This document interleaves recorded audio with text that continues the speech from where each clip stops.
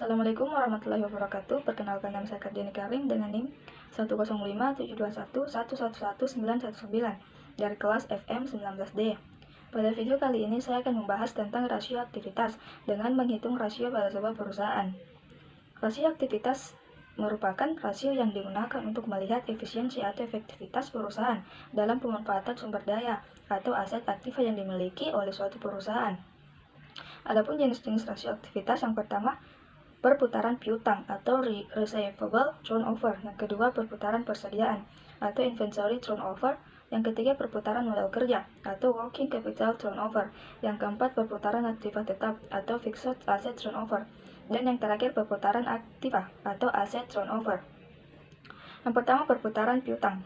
Perputaran piutang adalah rasio yang digunakan untuk mengukur berapa lama penagihan piutang selama satu periode, atau berapa kali dana yang ditanam dalam piutang ini, berapa dalam satu periode. Yang kedua, perputaran persediaan. Perputaran persediaan merupakan rasio yang digunakan untuk mengukur berapa kali dana yang ditanam dalam persediaan ini berputaran dalam suatu periode. Yang ketiga, perputaran modal kerja atau working capital turnover. Rasio ini merupakan salah satu rasio yang mengukur atau menilai keefektifan modal kerja perusahaan selama periode tertentu. Artinya berapa banyak modal kerja berputar selama satu periode.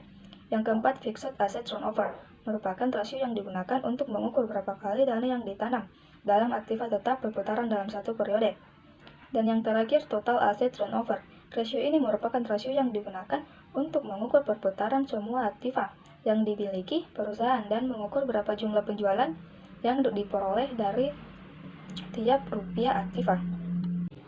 Berikut adalah contoh neraca pada PT Family Toothpaste Tbk per 31 Desember tahun 2018 dan 2019.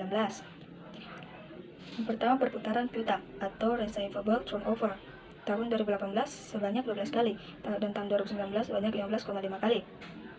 Rata-rata penagihan piutang atau days of receiver tahun 2018 sebanyak 31 hari, dan tahun 2019 24 hari. Yang kedua, inventory turnover tahun 2018 24 kali, tahun 2019 18 kali. Days of inventory tahun 2018 15 kali, dan tahun 2019 20 hari.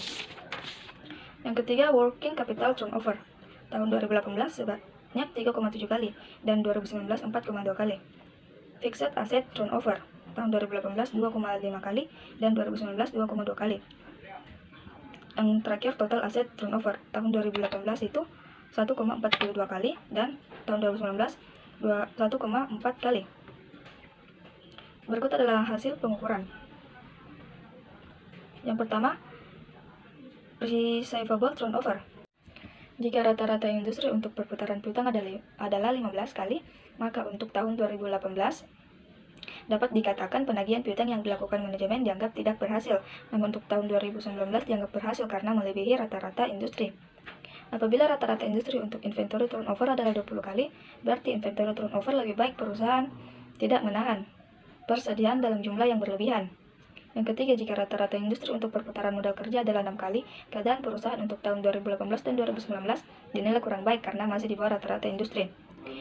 Yang keempat, jika rata-rata industri untuk total aset turnover yaitu 5 kali, berarti perusahaan belum mampu memaksimalkan kapasitas aktiva tetap yang dimiliki. Yang terakhir, jika rata-rata industri untuk aset total turnover yaitu 2 kali, berarti perusahaan diharapkan meningkatkan lagi penjualannya atau mengurangi sebagian aktivitas yang kurang produktif. Mungkin itu saja yang dapat saya sampaikan, kurang lebihnya mohon dimaafkan. Wabillahi taufiq wal hidayah. Wassalamualaikum warahmatullahi wabarakatuh.